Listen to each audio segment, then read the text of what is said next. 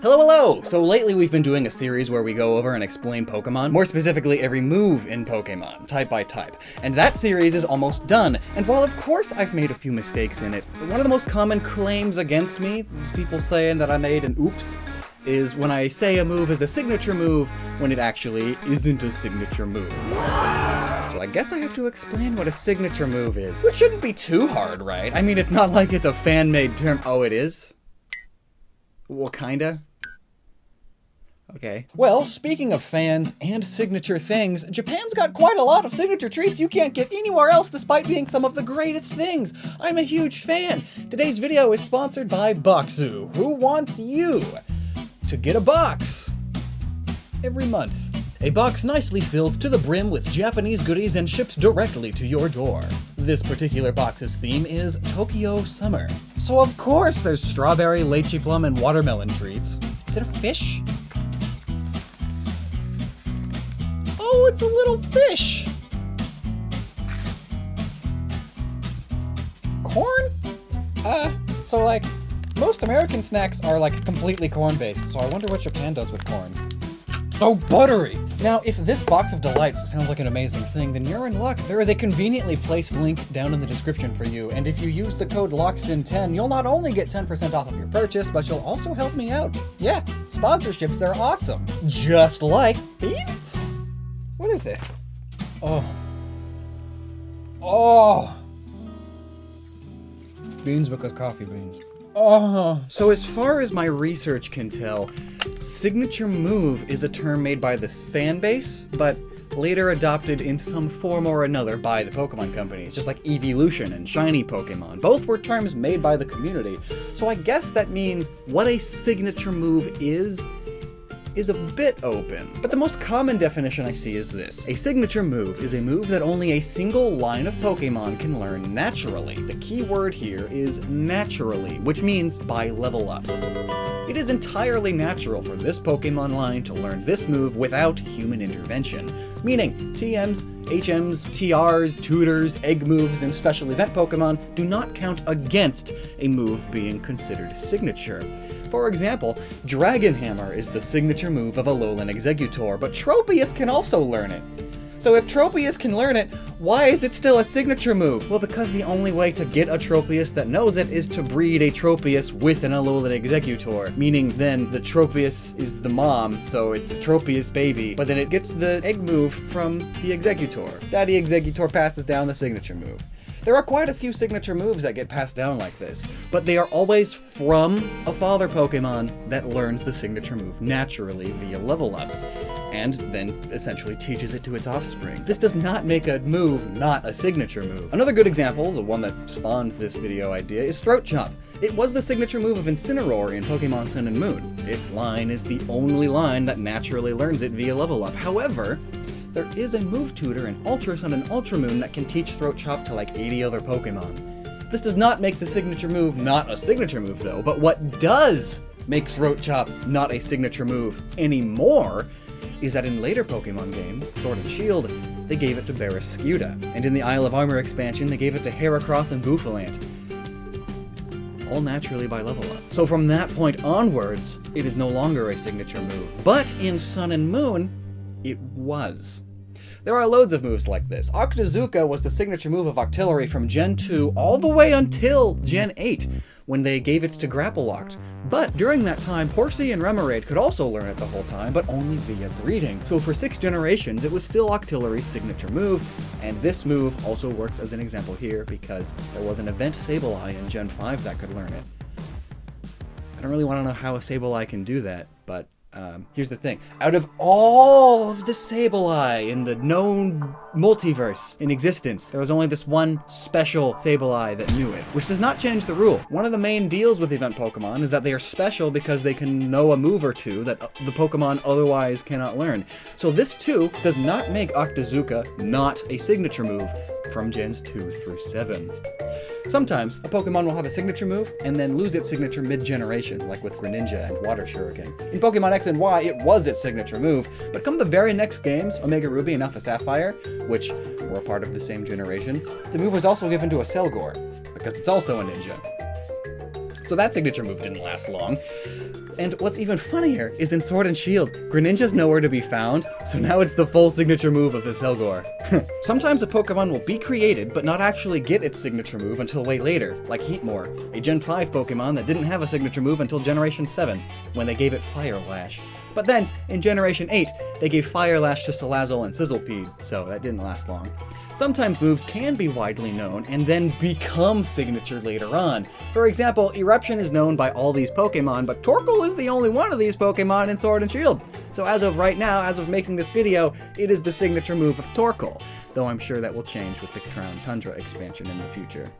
However, Cut is a fun one. Up until Generation 7, Cut was exclusively an HM move, meaning no Pokemon could learn it naturally. Until they gave it to Kartana and Farfetch'd, and then removed Kartana in Sword and Shield. But then again, Kartana's an Ultra Beast, so is it even a Pokemon? Does it count? But anyway, this means in Generation 8, Cut is now the signature move of Farfetch'd's line.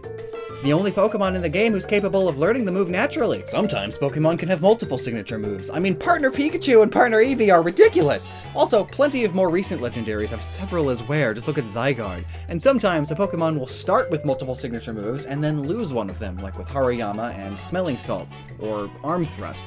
Gens 3 and 4, they are both its signature moves.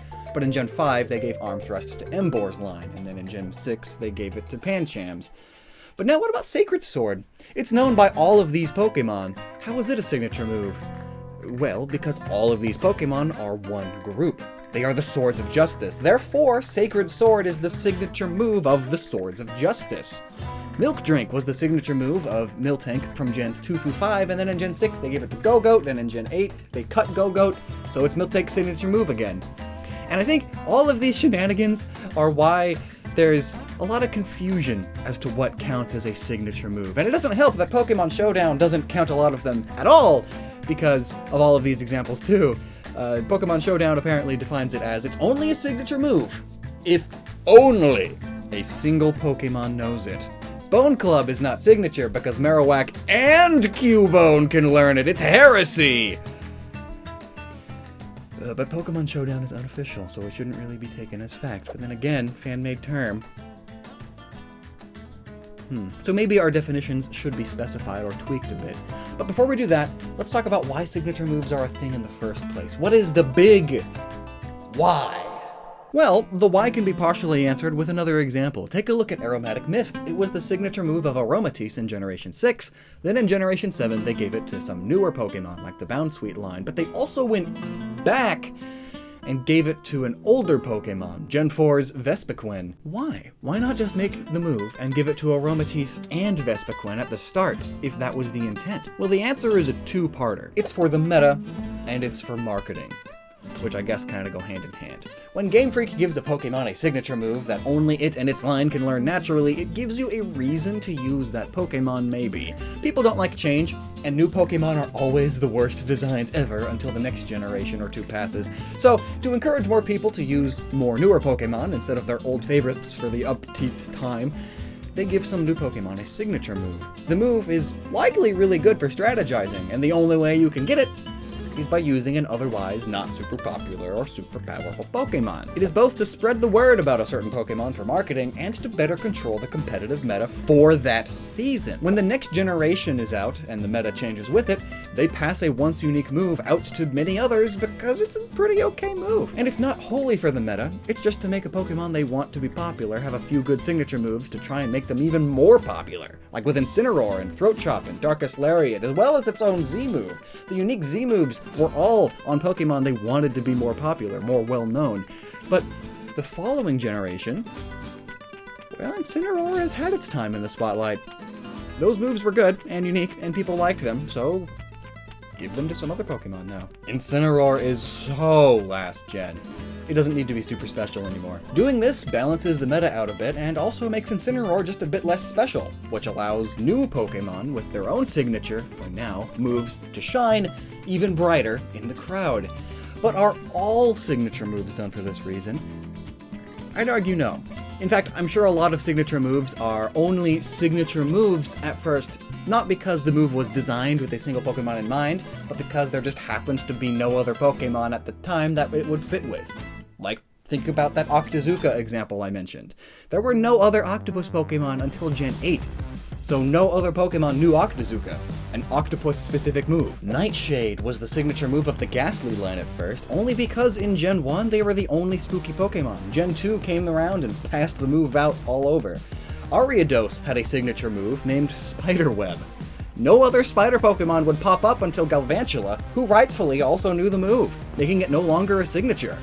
That just makes sense. Cacturne, Needlearm, its signature until they made another cactus Pokemon, Maractus. It just makes sense. There's a reason behind why each signature move is the signature of a certain Pokemon. So here's an interesting idea. What is a signature move? Is it a move that only a single line of Pokemon can learn naturally? Or is it a move unique to that Pokemon line? Those may sound like the same thing, and there is a lot of crossover in the big Venn diagram, but there is a key difference.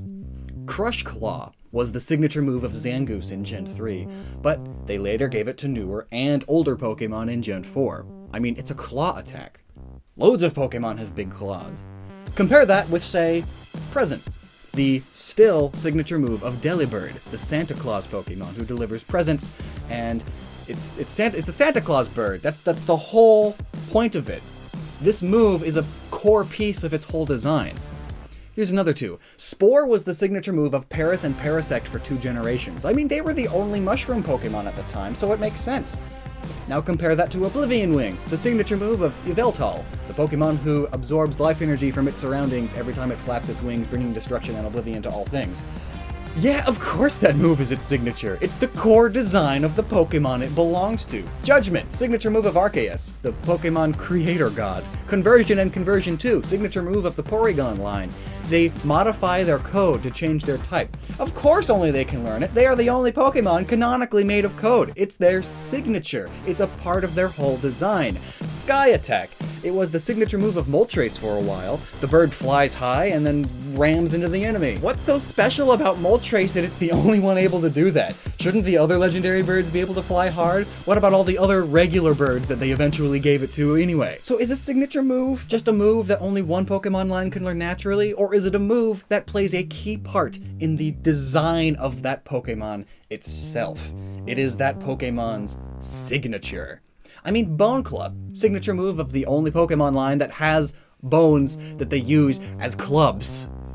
Versus Megahorn.